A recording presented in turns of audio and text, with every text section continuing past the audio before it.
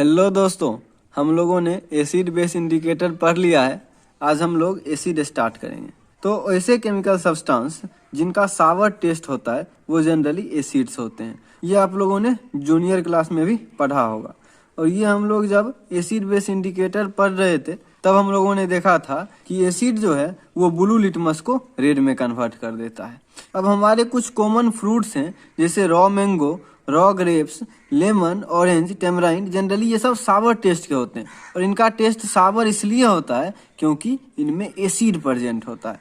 तो ये आपको समझ आ गया होगा, इसीलिए यहाँ फर्स्ट पॉइंट में लिखा हुआ है कि acid are those chemical substance which have a sour test.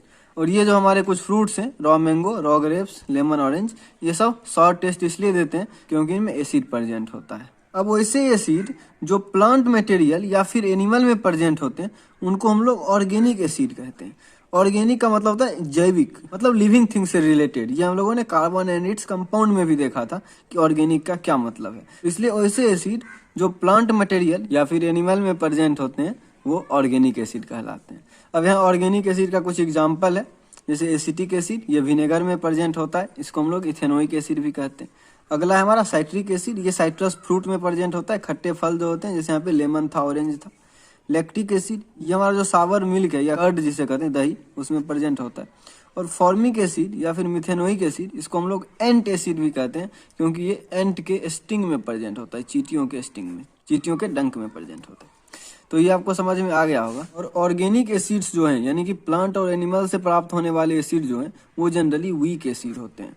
And it is not harmful to eat और drink substance containing naturally occurring acids in them. यानी कि वैसे सब्सटेंस जिनमें ऑर्गेनिक एसिड प्रेजेंट है उनको ईट या ड्रिंक करने का कोई हार्मफुल इफेक्ट नहीं होता है। तो ऐसे एसिड जो लिविंग थिंग से ऑब्टेन होते थे उनको हम लोगों ने ऑर्गेनिक एसिड बोला था।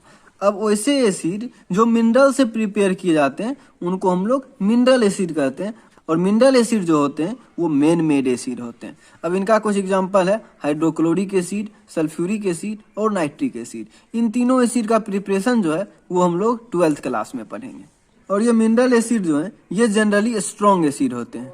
यहाँ पे बस एक कार्बोनिक एसिड जो है ये ऐसा मिनरल एसिड है जो कि वीक होता है। इसके अलावा जितने भी मिनरल एसिड हैं वो सभी स्ट्रॉन्ग होते हैं। और इसीलिए कंसंट्रेटेड मिनरल एसिड, कंसंट्रेटेड का मतलब है कि उस एसिड में पानी की मात्रा बहुत कम है। तो कंसंट्रेटेड मिनरल एसिड जो होते हैं वो वेरी डेंजरस होते हैं। ये हमारे हैंड और क्लॉथ्स को बर्न कर सकते हैं, इसीलिए इनको काफी केयरफुली हैंडल किया जाता है।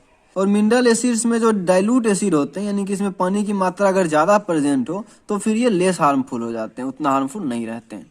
अब यहाँ पे वही बात लिखा हुआ है जो मैंने यहाँ बताया था कि मिनरल एसिड जनरली स्ट्रॉन्ग होते हैं, बट एक कार्बोनिक एसिड ऐसा मिनरल एसिड है जो कि वीक एसिड है। तो ये आप लोगों ने समझ लिया होगा। अब हम लोग थोड़ा स्ट्रॉन्ग एसिड और वीक एसिड को डिटेल में पढ़ते हैं। यहाँ देखिए एसिड्स है, कुछ एसिड स्ट्रॉन्ग होते हैं और कुछ एसिड वीक होते हैं। जितने भी मिनरल एसिड हैं ये मेन मेड होते हैं, ये मिनरल के हेल्प से लैब में बनाए जाते हैं। तो मिनरल एसिड जनरली स्ट्रॉन्ग होते हैं। HCl मिनरल एसिड है, सल्फ्यूरिक एसिड मिनरल एसिड है, नाइट्रिक एसिड मिनरल एसिड है और ये सभी स्ट्रॉन्ग है। इसमें एक एक्सेप्शन क्या था, कार्बोनिक एसिड, वो मिनरल एसिड होते हुए भी वीक है। अब वीक एसिड को हम लोग देखते हैं। तो जितने भी ऑर्गेनिक एसिड हैं यानी कि लिविंग थिंग्स में प्रेजेंट रहते हैं, जो एसिड हमें लिविंग थिंग्स से मिलते हैं, उनका एग्जांपल है acidic acid, formic acid, citric acid, tartaric acid. ये सारे एसिड वीक होते हैं, इनको हम लोग ऑर्गेनिक एसिड भी कहते हैं क्योंकि ये लिविंग थिंग से ऑब्टेन होते हैं। तो ये आपको समझ में आ गया होगा स्ट्रॉन्ग एसिड और वीक एसिड में अंतर। अब हम लोग कंसंट्रेटेड और डाइल्यूट एसिड देखते हैं। तो अभी जस्ट थोड़ी देर पहले मैंने आपको बताया था कि कंसंट्रेटेड एसिड जो है उसमें मिनिमम पॉसिबल अमाउंट में वाटर प्रेजेंट होता है। वैसा एसिड जिसमें न्यूनतम पानी प्रेजेंट हो, कम से कम, जितना कम पानी होगा उतना ज्यादा कंसंट्रेटेड एसिड वो कहलाएगा। जिसमें मिनिमम पॉसिबल अमाउंट में वाटर प्रेजेंट हो वो कंसंट्रेटेड एसिड कहलाता है। और वैसा एसिड जिसमें बहुत ज्यादा पानी प्रेजेंट होता है तो उसको डाइल्यूट एसिड कहते हैं। अब हम लोग देखेंगे कि एसिड को डाइल्यूट कैसे करते हैं, डाइल्यूशन ऑफ एसिड। तो एसिड को डाइल्यूट करते टाइम आपको एक बात का ध्यान रखना होगा कि हम लोग पहले कंटेनर में पानी लेंगे और उस पानी में हम लोग धीरे धीरे कंसंट्रेटेड एसिड ऐड करेंगे, ड्रॉप वाइज। ऐसा नहीं कि ढेर सारा पहले एसिड ले लिए और फिर उसमें वाटर ऐड कर रहे हैं, ये गलत है। वाटर में ड्रॉप वाइज एसिड ऐड करेंगे, ये सही तरीका है। ऐसा इसलिए क्योंकि वाटर और एसिड का जो रिएक्शन है ये हाईली एक्सोथर्मिक रिएक्शन होता है। तो जब ढेर सारा एसिड प्रेजेंट होगा और उसमें वाटर ऐड करेंगे तो इतना ज्यादा हीट रिलीज होगा इस रिएक्शन से कि वो वाटर वेपोराइज हो जाएगा और ऊपर निकलेगा। और ये जब वाटर ऊपर निकलेगा तो इसके साथ ही एसिड स्प्लैश हो जाएगा और आपके शरीर पे पड़ सकता है, आपका शरीर जल सकता है।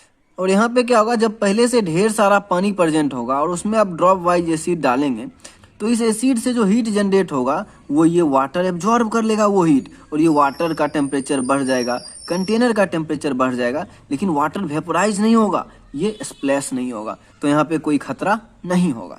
तो यही सारी बातें यहाँ लिखी हुई है, मैं एक बार पढ़ देता हूँ। The dilution of concentrated acid should always be done by adding concentrated acid to water. Water में एसिड डालना है, वो भी ग्रेजुअली, धीरे धीरे, और उस कंटेनर को आप स्टीयर करते रहिए। And note by adding water into conc acid. Concentrated acid में वाटर नहीं डालना है, वाटर में एसिड डालना है। ऐसा क्यों? तो इसका रीजन ये है कि when a conc acid is added in water for preparing a dilute acid then the heat is evolved gradually and easily absorbed by the large amount of water. लेकिन जब आप कॉन्क एसिड में water डाल लेते हैं तब क्या होता है, if however water is added to concentrated acid to dilute it then a large amount of heat is evolved at once. This heat changes some of water to steam explosively which can splash the acid on our face or cloth and cause acid burns. तो ये आपको समझ में आ गया होगा कि हम लोग एसिड में वाटर क्यों नहीं ऐड करते हैं, वाटर में एसिड क्यों ऐड करते हैं, एसिड को डाइल्यूट करने के लिए। तो आज के लिए इतना ही, इसके आगे हम लोग पढ़ेंगे अगले वीडियो में। धन्यवाद।